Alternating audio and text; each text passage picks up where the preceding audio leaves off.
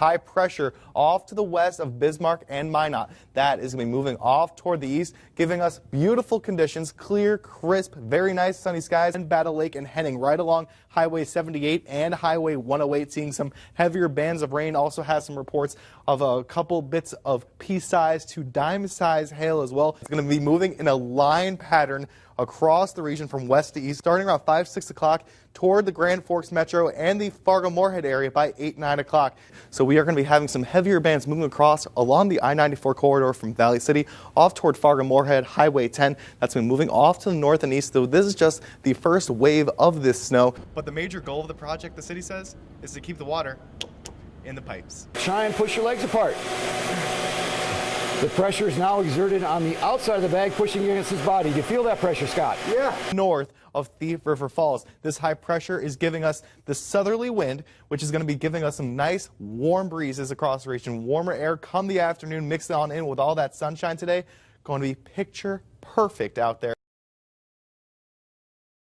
Good morning, Adam and Emily. Yeah, we are seeing some cool temperatures across much of the region. Northern Valley seeing that as well, 37 degrees. Over in East Grand Forks, winds are light right now out of the west at 9 miles an hour. Frost advisory is in effect for much of the Northern Valley as well as northwest Minnesota, with a freeze warning in effect until 9 a.m. for the James River Valley and Devil's Lake Basin, thanks to temperatures like this in the 30s off toward the north and west. Freezing mark over in Cooperstown, 36, and Rolla, 34, in Thief River Falls, a little bit milder off toward the south and east because of a few clouds over in the Lakes Country, 43 over in Sisseton, South Dakota. That is being fueled by a cool wind out of the west-northwest this morning, 10 to 20 miles an hour throughout the region, and that is because of a high pressure system off to the west that is giving us clearing skies over in the Devil's Lake Basin right now. But we are having some clouds right now off to the south and east, even have a few showers over in the Lakes Country from Fergus Falls down toward Alexandria, Otter Tail, Grant, Douglas, as well as in Becker counties.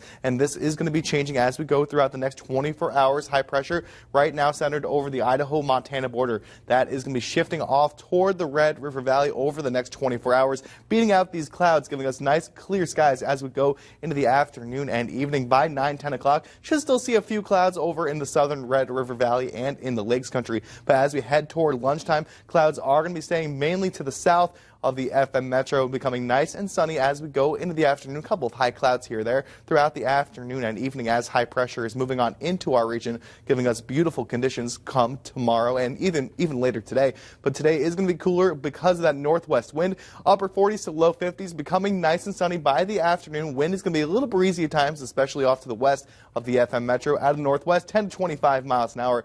On this Columbus Day tonight, we are going to be seeing some freezing temperatures, literally sub-freezing, upper 20s to low 30s across much of the region. Clear skies and cold with a light wind out of the southwest. Freeze warning is in effect for tomorrow morning until 9 a.m. Things are going to be sunny, warming up to the upper 50s on your Tuesday. Then the temperatures are rising on up into the upper 60s Wednesday and Thursday. A little breezy, mostly sunny skies. Then we could see maybe a couple of isolated showers on Friday as we have a small little cool front coming on through. Upper 50s Friday, Saturday, and Sunday with partly cloudy skies, guys.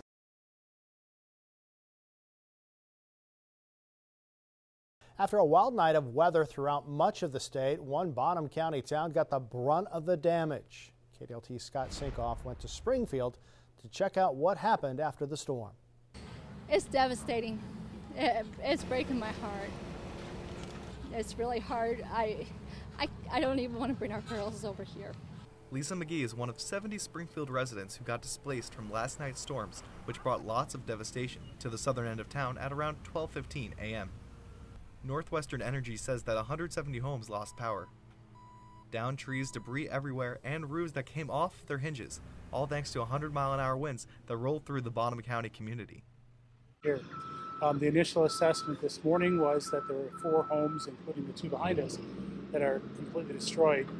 Several other homes, a dozen accounted initially for, but several others as well that were significantly damaged. With the devastation throughout the town of Springfield, over 350 volunteers have come together to help out people like Lisa McGee.